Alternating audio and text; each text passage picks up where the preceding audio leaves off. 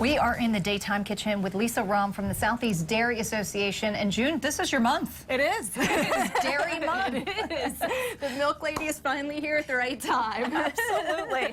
All right, so what are we doing special for Dairy Month? Well, the idea here is to really pay tribute to these hardworking and dedicated farmers. You know, the farmers here in Virginia, this is one of the 2 largest dairy producing states in the Southeast, so it's especially special for us. Okay. But throughout the entire country, these dairy farmers are making sure that we have a wholesome and nutritious food.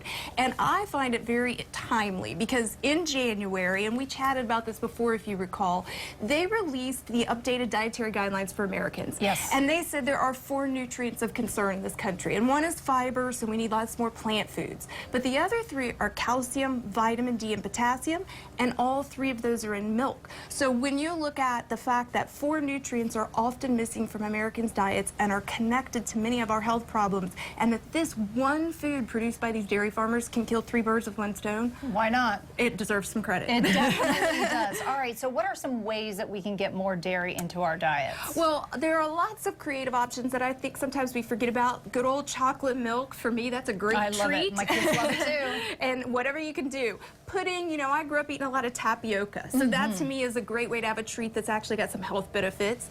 I also grew up eating a lot of cottage cheese and peaches, and I suggest that to people frequently as a dietitian, and they say, oh, I hadn't thought of that. Right. So you've got your yogurt, you've got your cheese and fruit kebabs, and I think too I want to remind people that when it comes to the fact that some people can't tolerate certain dairy products, that there are plenty of lactose-free milks on the market, and that your yogurts and cheeses are naturally very low in lactose. Right, yeah, so don't forget that. That's a great option, and they taste great. Exactly, exactly. Now, when we talk yogurt, too, don't forget that there's a great amount of protein in yogurt. Everybody's focused on protein. And the Greek yogurt is more concentrated, so it has more.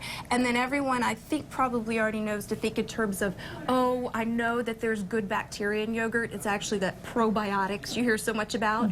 And that helps fortify our immune system. Okay. And don't forget cheese. Cheese. My kids would live on cheese if I let them. But we do have a lot of cheese in our house. Everybody loves cheese, right? And one of the things, to your point with your kids, is a really good one. There are actually research studies that show that when you put cheese on really healthy foods, it increases their consumption because you're adding this wonderful flavor. And oh, by the way, you're getting some bone-building nutrients for those youngsters. Don't tell them. Don't tell them that it's good for them. Right. Yeah, broccoli is a great example. Any kind of green leafy vegetable. And then, of course, what is this here? This is for you. It is? Ooh. This is actually a smoothie that I whipped up. It is a little bit of yogurt and milk. It's beautiful. And pineapple and orange. Pineapple and orange, that's what the orange naturally is. Sweet, naturally sweet. When you put pineapple in anything, you cannot go wrong.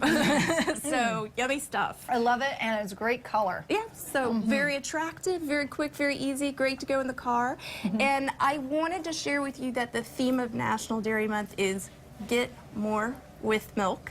And so I like to remind everybody that you really do get a lot more with milk than with many of your other beverage choices, because it's going to have 9 essential nutrients that are important to all aspects of health, and you're also going to get plenty of protein and probiotics. All right, well, Lisa, thank you so much. We certainly appreciate all of the tips. And of course, if you want more information on the Southeast Dairy Association, you can head on over to their website, southeastdairy.org, for more information. Lisa, appreciate it. Sure. Okay, we'll be right back.